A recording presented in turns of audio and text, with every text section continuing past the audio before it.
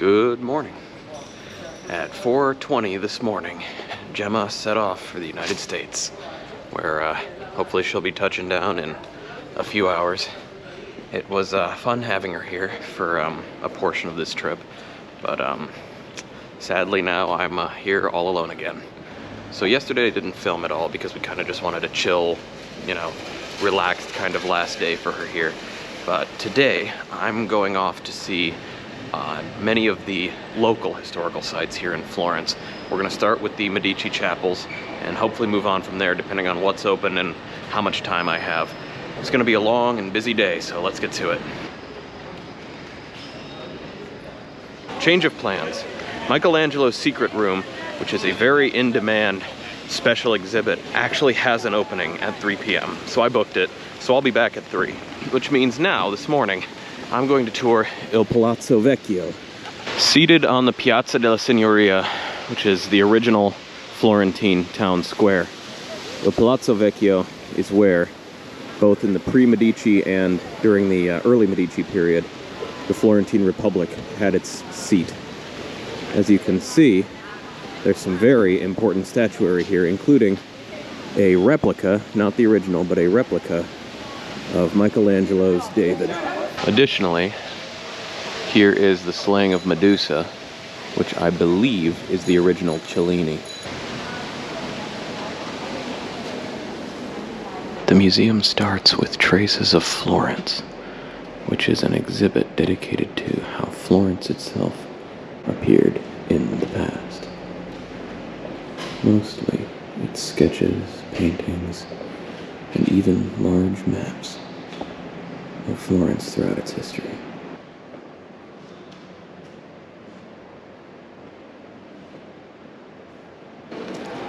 Rawr. Here's a plaque dedicated to victims of COVID-19. 3 years later, and we're starting to see the memorials. But those of us that went through it will never forget. Welcome to the Hall of the 500, the initial seat of the Florentine Republic. Contained within it today are a number of unfinished Michelangelo sculptures. Look at how detailed the man on top is, and how this one is just barely worked. Here's the private study room of Francesco I.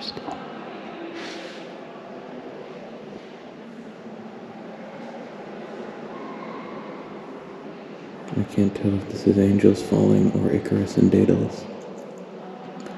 But either way, I need a study room like this. Several of these inner rooms describe the lives and histories of various members of the Medici family.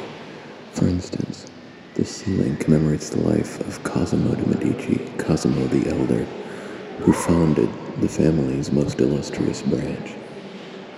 One can see, I'm assuming here, is the part where he returns in triumph to the city after being exiled and the Medici's reign effectively begins. And here we see a room for Lorenzo il Magnifico, who was the patron of many of the great Renaissance artists, most notably Michelangelo. And this room is dedicated to Leo X, a son of Lorenzo the Magnificent. He became pope in his 30s and was responsible for a number of the artistic monuments one now sees in Rome. This is Leo re-entering Florence in one of the greatest processions ever given in the city. And here is the Room of the Four Elements, containing images of various classical deities dedicated to the four classical elements. Just outside those apartments is this wonderful terrace, which gives you a striking panoramic view of a quarter of the city. It's called the Terrace of Saturn and Minerva, and these decidedly less well-preserved paintings on the ceiling, out here exposed to the elements, tell their story. But wow, what a vista. Look at this exquisite chest.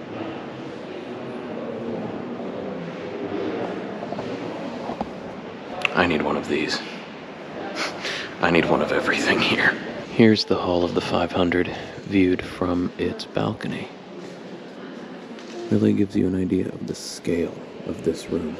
Its decorations, if I recall correctly, were all or mostly put in place after the Medici were expelled, but before they were returned by royal authority as dukes. When, after decades of exile, the Medici were restored to power, it was through the potency of the King of Spain. In exchange, Cosimo I, the first Duke Medici, married Eleonora, the daughter of the Viceroy of Naples under Spain. This, I believe, is her family crest, and the following were all her apartments. Here was her private chapel. As you can see, the iconography in here is substantially more religious, or at least Christian religious, than many of the other parts of the building. Here is the famous episode in ancient Roman history where the early Romans, after having carried off the women of the Sabine tribe, got into conflict with the men of that tribe. But when the men came calling for war, the women, who decided they enjoyed living with the Romans, made peace between the two of them. And ever since then, the Sabines and the Romans were inseparable allies. Yep, a lot more devout artwork in these chambers. And here is Esther, begging the king to whom she is married to halt Haman's persecution of the Jews. It is so funny to me that in all of this artwork, everybody is blonde. And here is a more classical tale. This is Penelope, the wife of Odysseus, at the loom, trying to keep the suitors at bay while she waits over a decade for her husband to return from the Trojan War. Here's another really neat box. And here is the iconic mask of Dante Alighieri. Long believed to be a death mask, it's now thought that this was just a sculptural representation of him. So, that very striking facial outline might not actually be how he looked to his contemporaries. I kind of wonder if somebody who'd known him in real life, who saw this sculpture, would be like, yup, that's Dante. And here is St. Bernard's Chapel. Look at the gold mosaic, like we saw back in Venice. Decidedly different aesthetic. And here is the audience chamber, where Cosimo de' Medici, not the old one, but the Duke, had audiences with his subjects. The walls, they are covered with art from the story of the Roman general Camillus, who was responsible for freeing Rome when it was first sacked by the Gauls. This was where the phrase, "woe to the conquered," first showed up.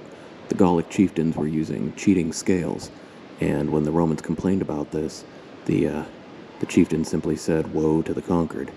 And in this panel, one sees the moment when Camillus arrives with his army and relieves the city. I wonder why they call this room the Hall of Lilies. And this is an original Donatello sculpture of Judith, the biblical character beheading the general Holofernes, who was besieging Jerusalem after seducing him and getting him too drunk to do anything about it. The legendary Hall of Geographical Maps. We have Italy in Illyricum, right next to Egypt. More Italy. Wow, who even knows? Libya in its interior. Turkey. France. And in the middle, this enormous globe. Quite interestingly, here is a mid-1500s understanding of the Americas. You can see the South continent, the North is up there, and over here, a vague knowledge that there was land out this way in the South. It's Machiavelli. This is the Chancellery Room, which Machiavelli once used as an office, back when he was the Chancellor, the second Chancellor of Florence. And right now, it's filled with cool decorative silver.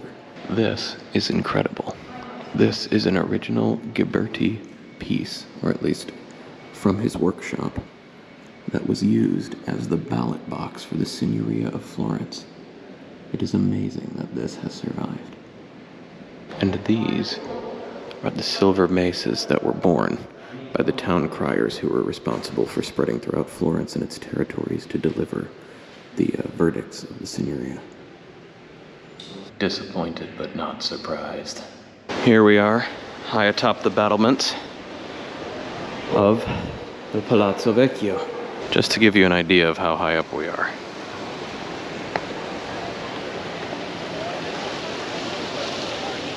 Over there, with the tower sticking up, you can see the Basilica di Santa Croce, which is where I know Galileo at least is buried, and I think a number of other famous Renaissance figures are there as well. Now what I really want to do is climb that. Let's see if they'll let me. I'm told that when it rains a lot, these stairs can get very slick, so oftentimes they won't let people up the tower during storms or immediately after them. I guess it's been long enough since the rain hit this morning that I am lucky enough to get to climb it. Lucky might be a strong word. Somewhere up here, behind one of these doors, might be this one, might be a different one, is the room where Cosimo de' Medici, the older one, was kept while there was kind of a brawl going on which determined whether he was going to get executed or the Medici were going to take over the city. And fortunately for him, it was the latter. But, I don't know, there was another little prison-y looking room further down the stairs. That might have been it, but either way, it's kind of cool. And here we are. Look at that. Look at that. Wow. Welcome to Florence. It's incredible with the rain coming in. Yeah, it looks like it goes higher, but I don't think they're going to let me climb that, so unless I manage to climb Il Duomo, which of course I'm going to try, this might be the highest I get, so enjoy the view.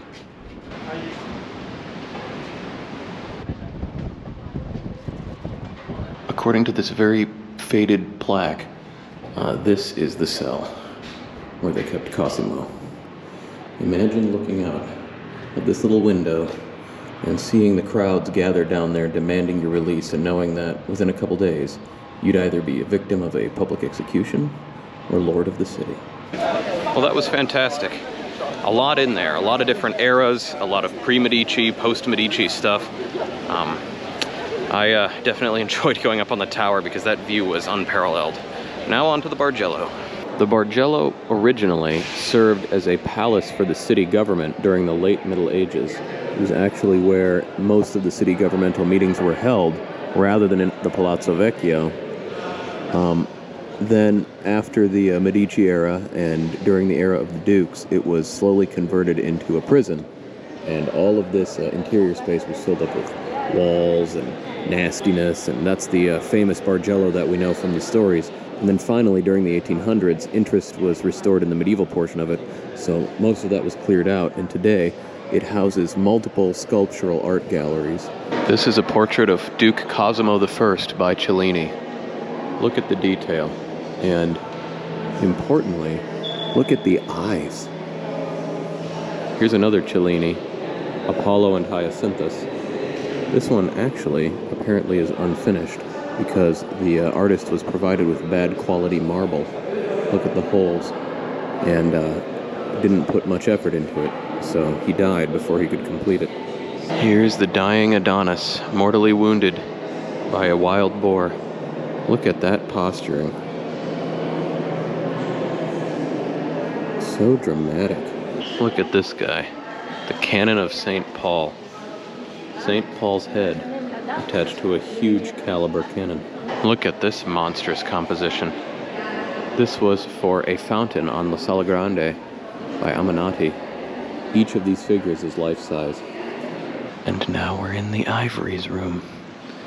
Look at these panels. They all come from the centuries immediately following the fall of the Roman Empire. You can see that there's still a lot of the classical style there, but all the subjects have become religious in nature. These boxes are from the 10th century in Constantinople. There's still quite a bit of skill in the sculpting. The faces look realistic, everything is very detailed, It's honestly not a huge departure from the classical past. And these are Carolingian-era ivories, including, unbelievably, this one right in the middle, or a panel from a Frankish casket from Northumbria. And if you look around the edge, it uses the runic alphabet. These are generally from the 11th century. The one on the right specifically is an extremely ornate crozier head from a bishop's crozier. Look at this tiny little box from, it says the mid-1300s. Look at how delicate that is. That is some incredible detail. I know I would break it. This sculpture of Jesus is incredible, and what's even more amazing is we don't actually know who made it. Several of these exist from the 1600s in Spain, from a gentleman named the Master of Guadalcanal. I mean, we assume it was a gentleman, could have been a lady, but he just made these things and disappeared from history.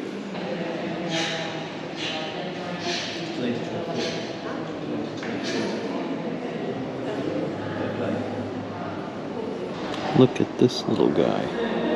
That is Etruscan. Look how fine.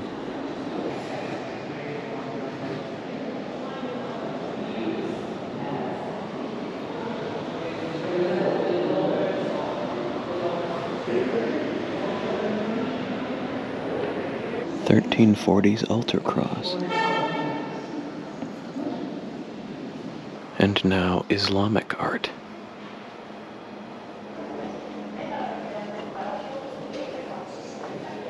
14th century picture.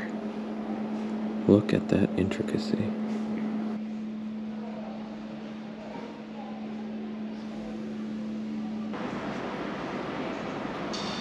And now we're in the chapel.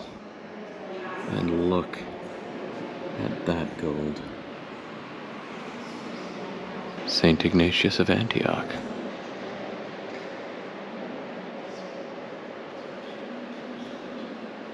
Very little remains of it now.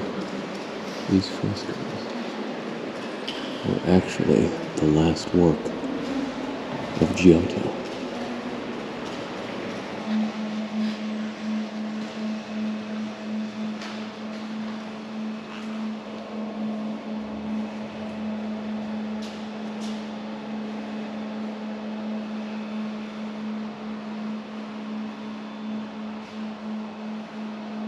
All of these so far are from the Medici collections, and were made in the early 1500s, which tells me it's possible that the Medici themselves, on special occasions, may have eaten off of these plates.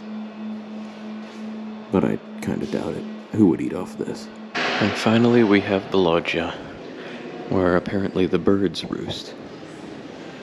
And here's Jason with the Golden Fleece by Francavilla. It's kind of strange that they kept the sheep's head attached to the fleece, but, you know, who am I to judge? Next on our list is the Medici Ricardi Palace, which, as of right now, is an active restoration site. This is where it all began. This palace was commissioned by Cosimo de' Medici Vecchio, the first Medici truly in power in Florence. And it was here where he and his son and grandson ran the Medici Empire, which controlled Florence and all the surrounding territory. And it was here where he first patronized Donatello, Michelangelo, etc. And many of them actually lived here for a time, creating sort of a salon where the Renaissance really got going. Behold the Medici Chapel. This chapel was commissioned by Cosimo and gives a really good idea of what all the rooms originally looked like.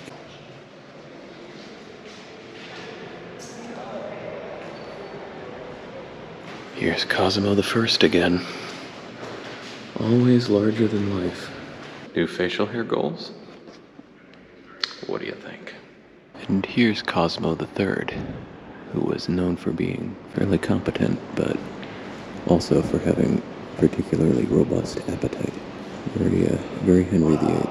And here is the iconic Madonna and Child by Filippo Lippi. It actually looks properly emotional, and I suspect it's one of the first copies of this topic that did so. And behold the gallery of mirrors.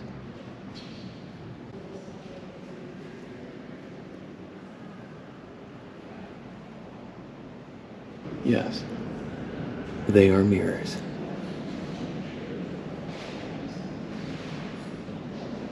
And now we're going under the palace to the archaeological excavations beneath. Apparently this is the old Medici stable down here, and you can still see the tiling that Michelangelo suggested for it, and the drainage channel in the middle. Look at all these things, little glass bottles, tiny bits of jewelry, little offering censers. Much of this comes from the 1st to 2nd century, which basically places it during Roman times. Since Florence was actually founded during Roman times, that's really cool. Here we have Caracalla, looking stern and a little demented. Marcus Aurelius, famous for his literary works. And here's Agrippa, the guy responsible for the building of the Pantheon in Rome. Caligula, another bit of a basket case. And I recognized this guy from across the room. Not only was Trajan one of the, I guess Trajan is how we typically say it, was one of the, best of the emperors by basically every metric. He also looks so much like Leonard Nimoy that you can tell him from a mile away.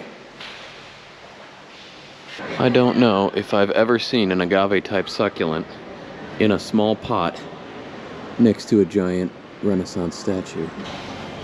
These are some huge limes. Look at those bad boys.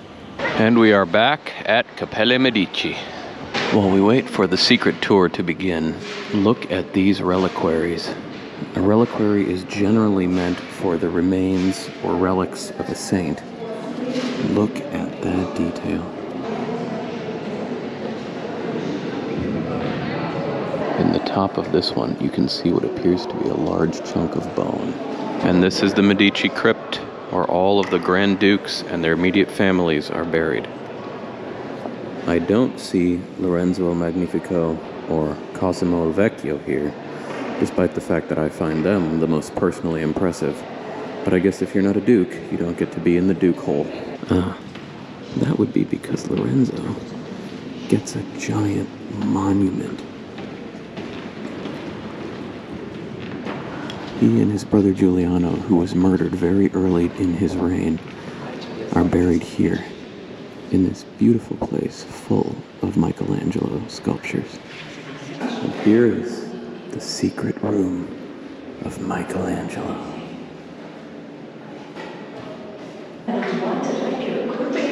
Different period of time. Yes, it could never be such a unconsidered. So that's why it's a bit better and so mysterious. For other drawings, it's easier because it's nice, isn't it? And is there any recognizable statues from that story? Which ones would they name into statues? For example, this one. This room was discovered in the 1970s. It's theorized that Michelangelo hid down here when the Pope was trying to find him, and that he made all of these drawings as potential studies in human form, position, anatomy, and that this image right here might actually depict him all cold and bedraggled, sketching on a piece of paper. These are even thought to be Michelangelo's fingerprints. So excited when I got tickets. So the time and day and night. So this is him. So this is the most interesting part. And these are the finished sculptures. Look at the comparison.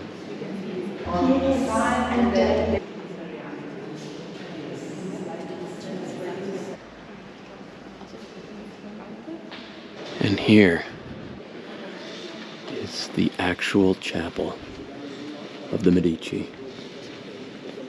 Look at the size the scale, and yet the beauty of it. All that marble, all harmoniously put together. Ferdinand, Cosmos, Ferdinandus. These are the monuments to the Dukes Medici.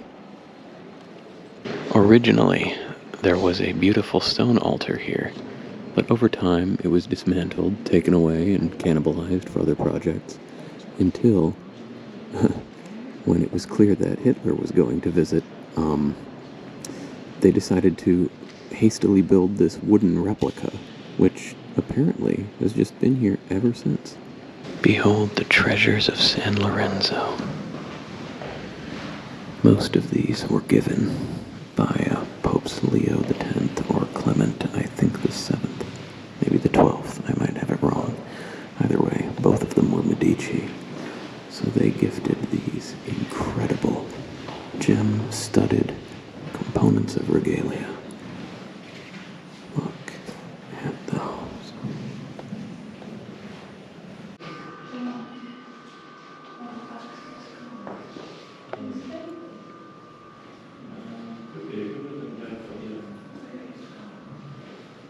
This is Il Reliquario della Croce, which I'm not certain because I don't know the history of it, but I would think that that is an ostensible fragment of the true cross.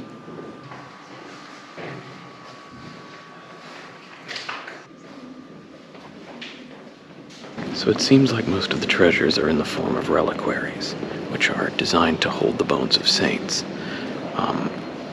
During the Middle Ages, a lot of relics of saints showed up, so it's definitely not clear which are legitimate and which are not, but the care that was given to protect these items is certainly has a lot of meaning to it. And here it is, in a burial truly fit for a king. Cosimo il Vecchio, the founder of the dynasty, is buried inside this pillar, which, from what I heard, is below the altar of the main chapel. There he is, folks. The king. Well, I've got to say, looking at this thing on the outside, you certainly would not guess what is inside. The last stop for today is the proper Basilica of San Lorenzo. This is the native basilica of the Medici. This is where they performed all of their rites and rituals for many years, at least before the Dukes. I'm not totally sure where the Dukes were doing it, but this seems as good a spot as any. Look at the artwork in every little sub-chapel. I imagine when you have access to that many different saintly relics, you can have as many chapels as you want.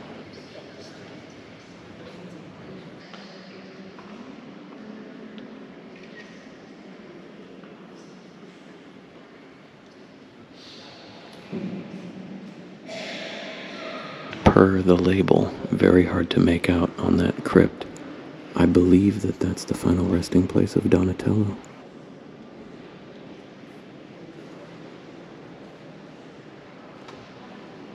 The weather out is beautiful. It's 70 degrees, breezy, clear skies. I love it. I've seen 1,000 beautiful things today, and I think it's time for me to turn off the camera and enjoy the rest of it. So tomorrow we're gonna go visit the mother of all galleries, the Uffizi, and the Basilica di Santa Croce if I have time. But until then, signing off.